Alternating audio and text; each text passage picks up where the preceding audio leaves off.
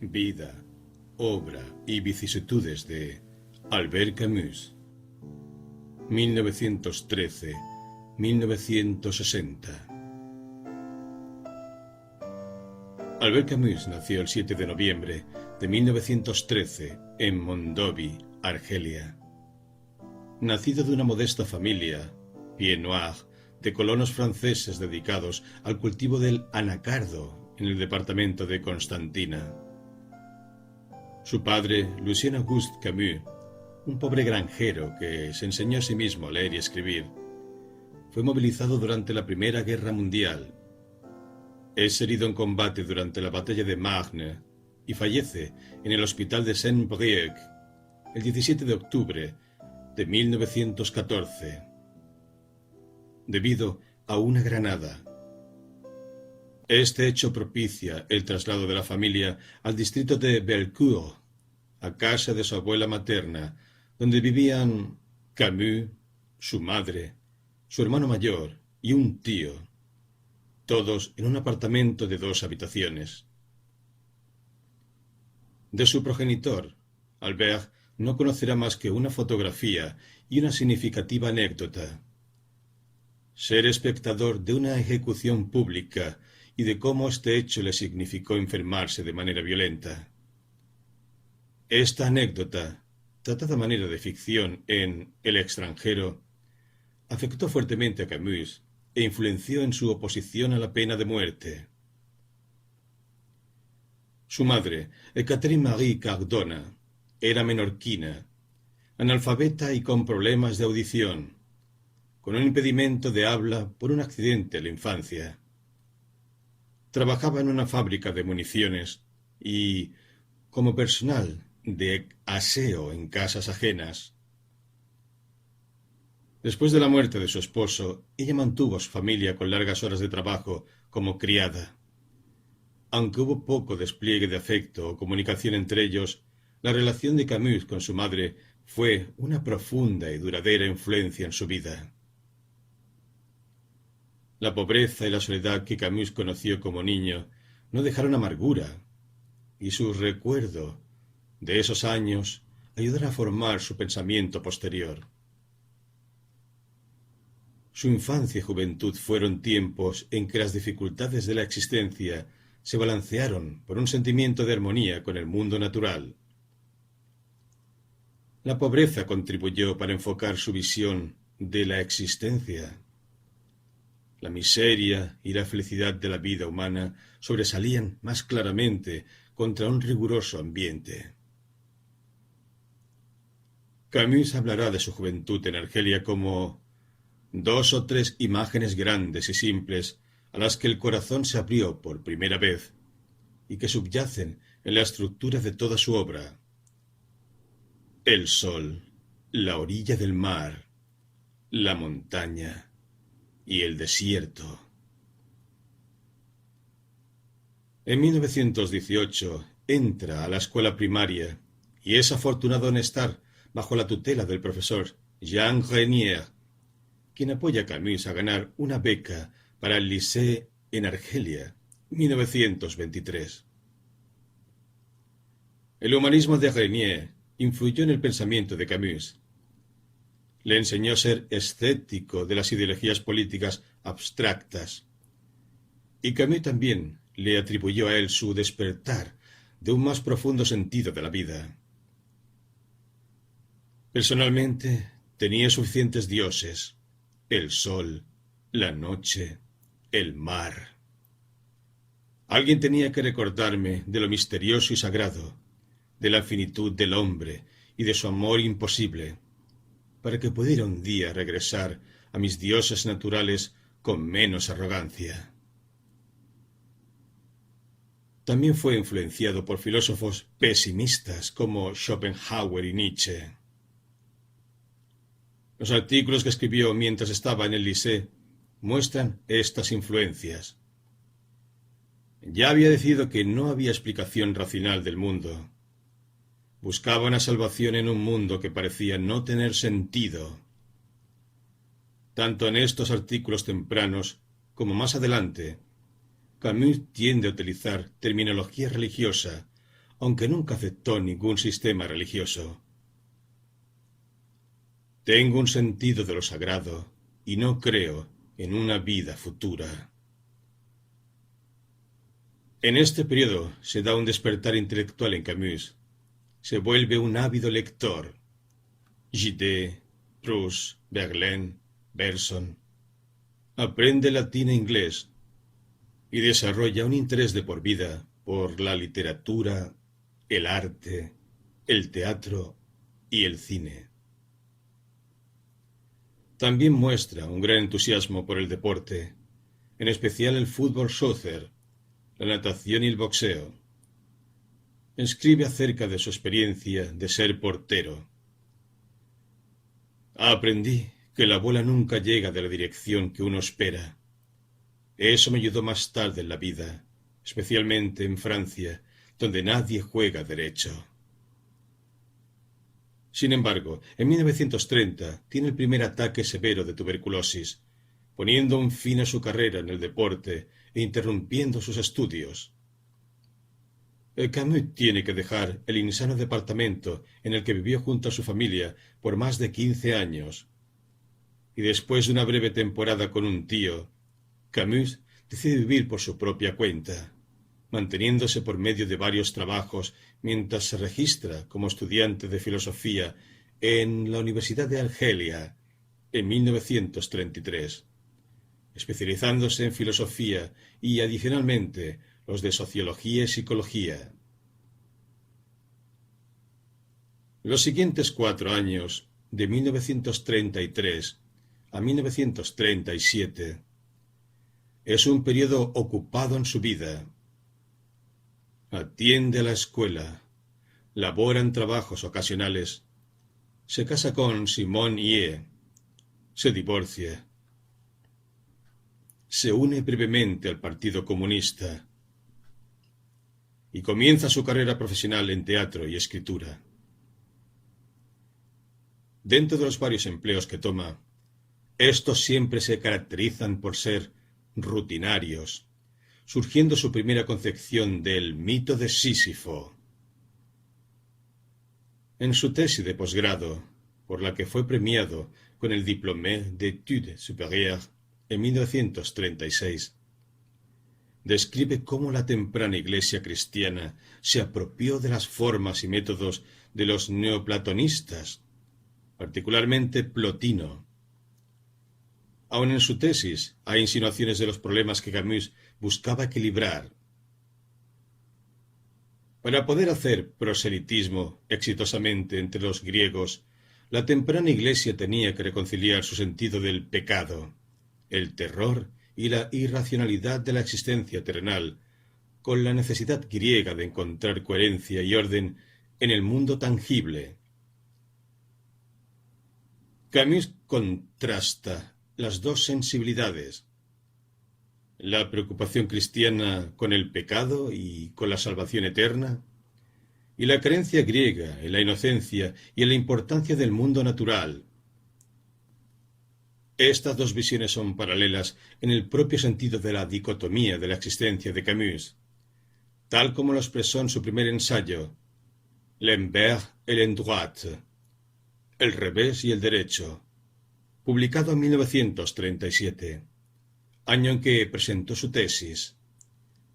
El mundo que describe es uno en que la muerte, lo extraño y la soledad predominan a menudo, pero en que el hombre encuentra belleza y trata de darle algún sentido a la vida.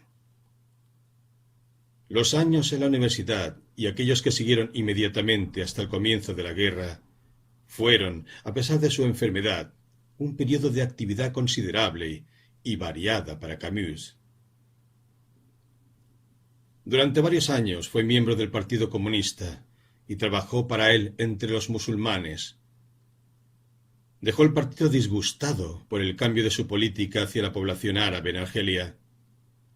Escribió su primera obra de teatro, Calígula, y una novela, La mort heureuse, que nunca fue publicada, pero que puede ser considerada un adelanto de L'Étranger. Leyó a muchos de los autores que influenciaron su trabajo. Entre los modernos, Grenier, Malraux, Monterland. Entre los antiguos, Pascal, Molière, literatura rusa del siglo XIX, los españoles. En 1937 Camus rechazó un puesto en la Universidad de Sidi Bel Abbès. Esta decisión fue dolorosamente difícil. Se debatía entre la necesidad de ganarse la vida y la más presionante necesidad de evitar una situación en la que todo su ser podría entumecerse en rutina monótona. En 1938 Camus pudo ganarse la vida como periodista, otra de las carreras que proseguía intermitentemente a través de su vida. Escribió artículos políticos y literarios como reportero del Alger Le Républicain, siendo por breve tiempo editor de la edición nocturna. El Alger Républicain dejó de circular al iniciarse la guerra. Debido en mucho a la hostilidad hacia los artículos de izquierda y proárabes, Camus no pudo encontrar trabajo como periodista en Argelia y se fue a trabajar en París. Después de la invasión alemana, Camus se fue a Lyon con los periodistas del Paris Soir. En 1940 comienza a tener reconocimiento local, pero poco a nivel internacional. Camus aún no contaba con un trabajo estable o ingreso fijo, cuando, después de casarse con su segunda esposa, Francine Faure, en diciembre de 1940, viaja hacia Lyon, donde trabajó como periodista y regresa a Argelia. Da clases de historia francesa y geografía en una escuela privada de Orán. En 1942 publica El extranjero, recibiendo una crítica favorable e incluyendo una reseña de Jean-Paul Sartre. En 1943, indignado por la ejecución de un trabajador involucrado en un levantamiento comunista contra los nazis, Camus se unió al movimiento de resistencia Combat. Se hizo editor del periódico clandestino. Aquí rechazó la actitud nihilista que lo había tentado desde su juventud, y marcan el punto en que su trabajo se mueve más allá de la descripción de lo absurdo para intentar encontrar una nueva base de valores humanos. Aunque sus artículos se centraban principalmente en la lucha contra Vichy y los nazis, en 1944 la revista Combat rechazó divulgar su esperanza de que algún tipo de socialismo se estableciera después de la guerra. Camus se volvió conscientemente desilusionado a medida en que la deseada revolución se coartaba por el regreso de los viejos políticos y el viejo orden económico. También estaba impaciente con el funcionamiento normal de la política. No deseando entregar sus energías a una diaria consideración de temáticas menores, se fue retirando gradualmente del periodismo. Aunque continuó escribiendo editoriales, dejó de ser editor de Combat a finales de 1945. En los años siguientes, solo escribió sobre claros temas morales a los que daba gran importancia. Habló en contra de la ayuda a Francia, la pena capital, la represión rusa en la revuelta húngara y el terrorismo y la violencia a ambos lados del conflicto de Argelia. Después de un severo ataque de tuberculosis en 1949, Camus se retrajo de la actividad pública. Durante los próximos 2 años completó L'Homme Révolté, que produjo una reacción violenta en la prensa literaria y política de París. La más larga y celebrada controversia fue entre Camus y Sartre. Camus había discutido antes con Sartre sobre el tema del trabajo de esclavos en Rusia. Los artículos controversiales aparecieron en Temps Moderne en abril y agosto de 1952. La base de la discusión fue un artículo de Francis Jensen que afirmaba que L'Homme Révolté era una obra idealista que ignoraba las presiones de política práctica y la importancia del movimiento comunista como la única fuerza genuinamente revolucionaria, que, al hacer la revolución pura, sin teñirla de violencia, Camus se había apartado de la acción efectiva. Camus estaba en el aire, ni a la izquierda ni a la derecha, y afirmó que Janson ignoraba la mayor crítica del marxismo desarrollada en Longue Voltaire, que la revolución comunista sustituía las metas futuras por una actividad práctica para aliviar la presente injusticia y el sufrimiento. Ni Janson ni Sartre respondieron directamente a esta tesis crucial. La amargura de estas peleas pesaron mucho en la mente de Camus, y entre 1952 y 1956 publicó solo L'été, una colección de ensayos líricos escritos anteriormente. La Chute, 1956, es la novela que refleja el rompimiento con Sartre. Comenzar a pensar es comenzar a estar minado. Camus. Camus vivió la mayor parte de su vida adulta en París. Su retraimiento de la actividad política comenzó con la desilusión en los años de la posguerra. Se intensificó después de Longue Voltaire, y en los últimos años de su vida, Camus se aisló más con su rechazo para apoyar a ninguno de los lados en la rebelión de Argelia. Estaba consternado por la violencia y el terror en Argelia. En enero de 1956 pidió una tregua exigiendo que tanto el ejército francés como el FLN detuvieran los actos de violencia contra la población civil. No lo escucharon. L'Exit et le Royaume, un libro de cuentos, fue la última obra creativa de Camus. Sus historias son menos amargas, más objetivas en cuanto a la madurez de reflexiones sobre la vida. Quizás indican un punto de cambio que iba a suceder en su ficción. Un movimiento alejado de los temas políticos y hacia un realismo mayor con intensidad de detalles naturales. El libro sobre el cual trabajaba cuando murió, Le Premier Homme, fue el primero al que Camus se refirió como novela, e iba a ser parte de una tercera fase. Una novela, una obra de teatro, Don Juan, y un ensayo, Le Mythe de Némésis, todos dedicados al amor. En 1957, Camus recibió el Premio Nobel de Literatura. Con parte del dinero compró una casa pequeña en Lourmarin, al sur de Francia, donde pasaba mucho de su tiempo escribiendo en una atmósfera más agradable y pacífica que la de París. El 4 de enero de 1960, regresando de París con un amigo, Camus murió en un accidente automovilístico. Camus perdió la vida en un accidente de coche, en el que también falleció su amigo y editor Michel Gallimard, que iba al volante de un Facel Vega Coupé. Hay algo de fatalidad en la muerte de Camus, y su postrer viaje, ilustra su carácter mujeriego, pues liga muerte y erotismo. Fórmula de atracción siempre. Solo unos días antes del accidente escribió a 4 amigas o amantes, llamándolas al serrallo de su imaginación y expresando su deseo de verlas y lo inminente de un encuentro que no se produciría ya nunca. Más apropiado sería decir los encuentros, que no era hombre de una sola baraja.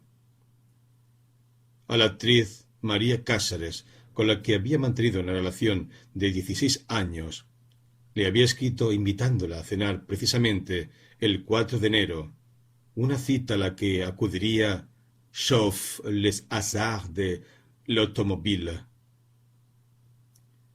Aquel 4 de enero, el coche que conducía Gallimard se salió de la calzada. Había llovido y estaba mojada. El vehículo fue a chocar con un árbol, uno de esos plátanos que escoltan tantas carreteras francesas en la realidad y las películas.